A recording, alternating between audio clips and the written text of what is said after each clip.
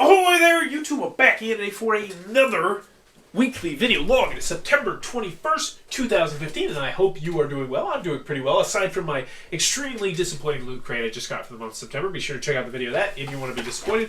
And also the fact that I am super busy with schoolwork, but that being said, I still got a chance to play quite a few games this week, including some really exciting new ones, and I got some cool stuff in the mail, so we'll be talking about that. I'm going to be answering my question of the week from Matt Wilkins last week, which was, if I could have an expansion to any game, what game would that be, and what would the expansion be like? And I really thought about that one, and I have a really exciting answer, one I really wish was an expansion. And then I'm also going to be talking about a game that has never hit the table, despite the fact I've had it for 3-4 years now, and it's a pretty highly ranked game on Board Game Geek, and I really would like to play it, but there's a couple big reasons why I haven't got a chance to play it, so I'll talk about that. So first and foremost, let's talk about the games that I got a chance to play this past week. The first one is Pandemic in the Lab from Z-Man Games. This is the second expansion for Pandemic, and I've not got a chance to actually play the In the Lab part of the expansion or the new other variants.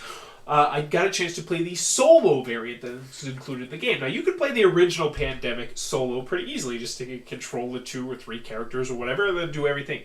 This one actually has you taking control of one character, but then also, after you infect, you're going to have the CDC. The CDC will be able to hold cards and exchange cards with you, potentially move you a space or cure things. They'll be able to do a lot of really cool different things, and I liked it. I did like the expansion. I'm looking forward to exploring it more. I put it on the easy version just so I could learn how to do it, and I still lost, which is always a good thing.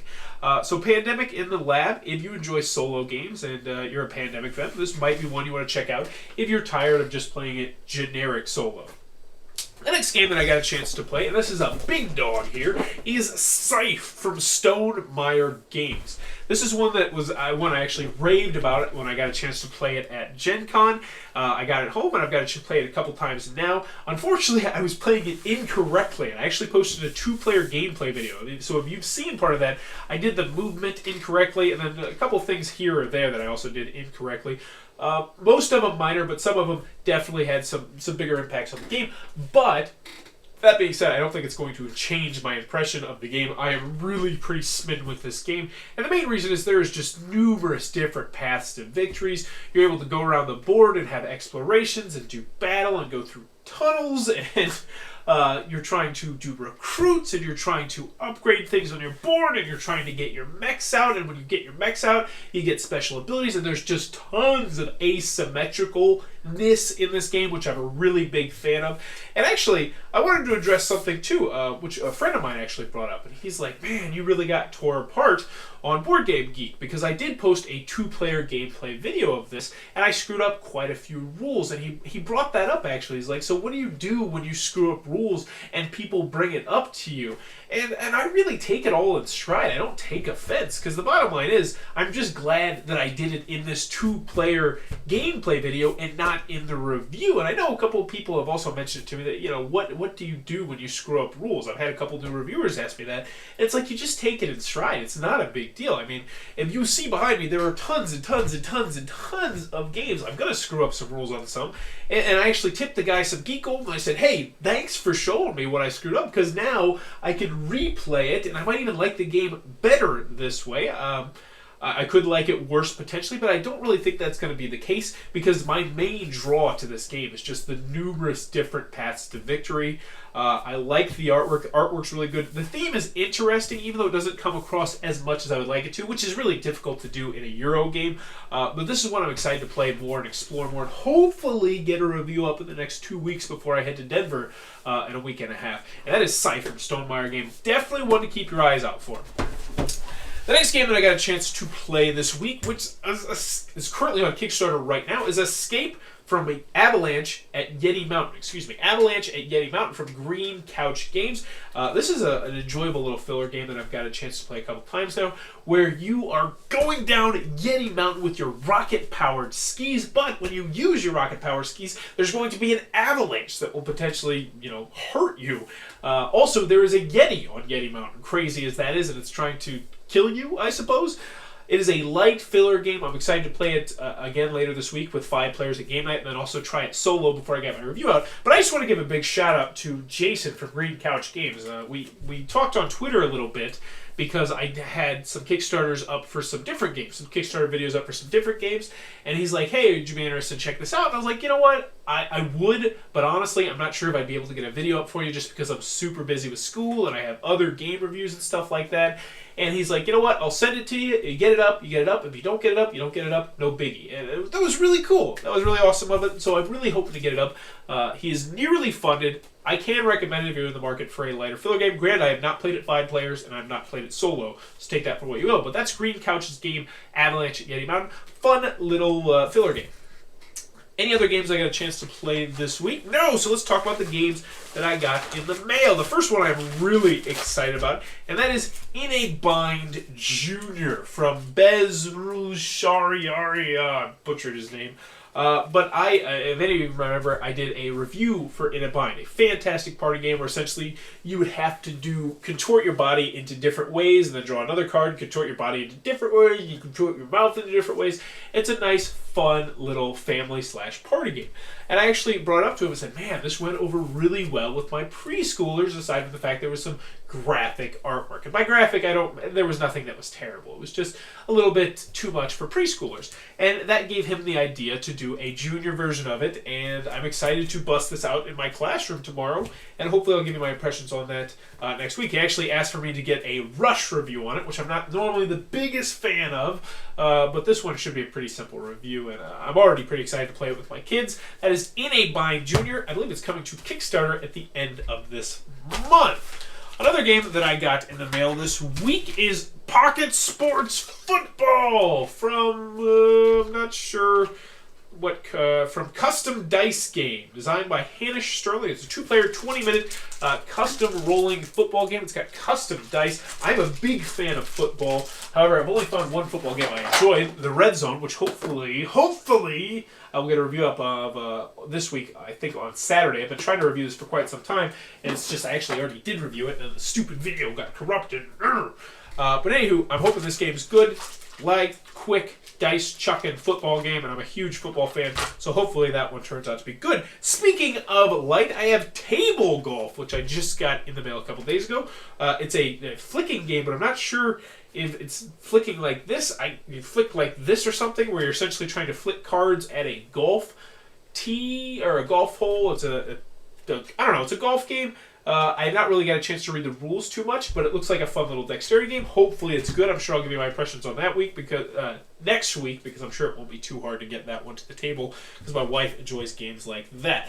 The last game that I got in the mail, and one that I find the most interesting, and I'm actually going to scoot the camera a little bit to show you how it works, is Bots Battleground. Now, this is from Sar Shea, the creator of The Agents, which was a Kickstarter that absolutely exploded. But this features boogie dice. Now, you're saying, what in the world is boogie dice? And that's what I said, too. I got off the internet. There's not really any information about what the heck boogie dice is, so I'm going to show you what it is right now. Now, this is a rough prototype, granted, but we'll get this zoomed down here so you can see how it works. But essentially, it is a custom self-rolling die. Now, this is the early prototype of it. Yours is going to look much nicer, obviously. But it's essentially works kind of like a clapper, like a dice rolling clapper. And so how you turn it on is you tap it,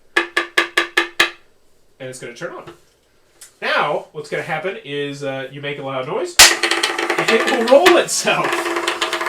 Which is really kind of neat. So I got a 4. And, I did it again. So it will, and I got a 1. But the interesting thing about this is that it's going to have functionality with numerous games. Bots Battleground is just the first game, but it's actually going to have like this little Bakugan type contraption where it will store the dice and charge them.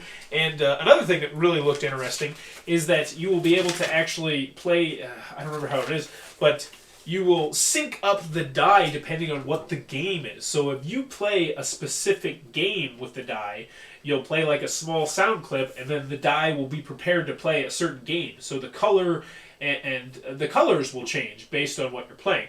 It sounds like a really interesting, cool concept. I spoke a little bit too loudly, so I just did it.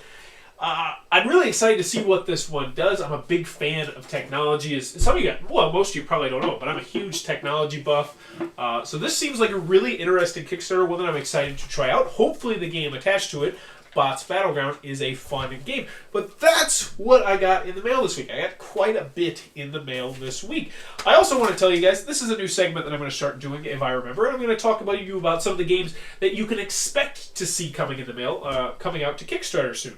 So I have the next game from Cody Miller, aka the creator of Zia Legends of Adris System, who's going to be sending me a game in November, I do believe, which is actually about surfing. So I'm excited to try that one out. I don't know too much else about that game. I have a game coming from, oh my gosh, I can't remember the name of the company. They made Regnum Angelica, and they had a cooperative game coming out, 1 to 4 players, about running a speakeasy. So that sounds really cool in November. And then I also have a Euro game coming from Minion Games that is based off of, oh my gosh, Manhattan Project. It's going to be a light Euro-style game. So I'm excited to see that. Other than that, I don't really think I have too many Kickstarters coming my way, but let's talk about a game that has not gotten a chance to hit the table, and that is Palazzo from Rio Grande Games. Now, this is actually a game that is pretty highly ranked on Board Game Geek. I think maybe it's in the top 500. If you're in the top 500, you're a pretty decent game. It's got a nice box insert. It's got nice, sturdy cardboard pieces, and this is one of the first games I ever got. I enjoyed the artwork. And I've always wanted to get it to hit the table. I've heard good things about it. I like Reiner Nancy. I know he gets a bad name for not really having too much of a theme. But the bottom line is I've never got it to hit the table. And you know why? Well, first and foremost, look at this box. Is this an exciting box to you? Hey, we're going to chop stone. Higher, bigger, more lovely. Who will build the most impressive pieces? Then look at the name. Palazzo. Hey, you guys want to play Palazzo? No, that doesn't sound exciting.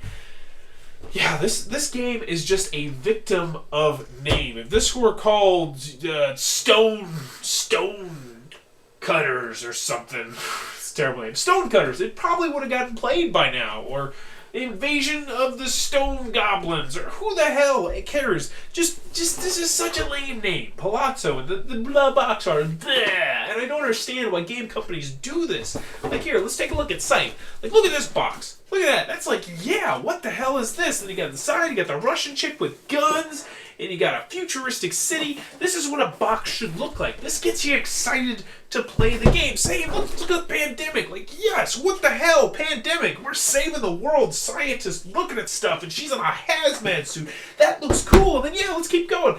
Avalanche at Yeti Mountain. Tell me that doesn't look like fun. I mean, you're skating down a mountain, and there's a giant Yeti, and the artwork is gorgeous. You know, let's see. Table golf. Well, I guess that one's kind of... But then still, that's more exciting looking than Palazzo. It's just, come on, people, step up your game. Step up the box covers. And I think Z Garcia said something along these lines a couple weeks ago, but I concur. I'm tired of seeing crappy box covers. Let's step up that game. So, that's what has not gotten the chance to hit the table. But now let's get to the question of the week submitted by Matt Wilkins. And if you have a question of the week, please be sure to post it down in the comments below, and I'll be sure to answer it. It doesn't have to be game related. It can be related to anything at all. But his question was, if I could have an expansion to any game, what would it be? And I thought about this, and I thought about it, and I thought about it. I'm going to make this into a top 5 list eventually. I'm really hoping to get those top 5 lists churning hopefully in the next month or two, because we said we were going to start doing them. We didn't say exactly when we were going to start doing them, but yeah, we're going to start doing those hopefully. But the thing is, Eric's going to edit them so they'll look really nice, like our top 10 list and all that kind of stuff. But it's just super busy with school, and he actually just got a promotion in his job. But yes, we're hoping to do those in the near future. We're lining up Brandon, my buddy Alan, for my game group. I've got a couple lists panking around in my head, but anywho, I'm rambling. What game would it be for? It's actually a little bit of a cop-out, and it's a little bit for my wife, but it is Ticket to Ride. I would love a Ticket to Ride expansion, because think about it. There's been a couple Ticket to Ride expansions, and I'm not counting Europe or Markland or anything like that, because they don't sync together. They had the one with the dinosaur and the alien or something like that, which is one that I really like to try eventually. I think they had one with like pumpkin trains or something like that, but the big one is USA 1910, which is essential in my humble opinion. But I want one that expands the map. I want to make it Ticket to Ride North America, where it comes with like 2 big boards that you can connect on, and it'll go all the way down into Mexico and then maybe even up into Canada. And I think that would be super cool. Now, granted, it would take up a massive amount of table space, which is, obviously a big problem to it. But I think it would be fantastic. I think it'd be super cool, like if you had to go from the bottom of Mexico all the way to the top of Canada, but it's like a super 75 pointer or something like that with huge routes like that. It would be cool too, because I think it would really help my knowledge of North American cities, in Canada and in Mexico. And I also partially said this one because it's one of my wife's favorite games of all time, so I know I could get her to play it. I personally think it would be awesome if they made a Ticket to Ride expansion that included, you can even start off with Mexico, then go up to Canada, or both of them. So that's what I think would be a really super cool expansion. But there's tons of other games that I'd love to see expansions for. But what game would you most like to see an expansion for? And what would that expansion be? Let me know in the comments below. And as always, thanks for your time, YouTube.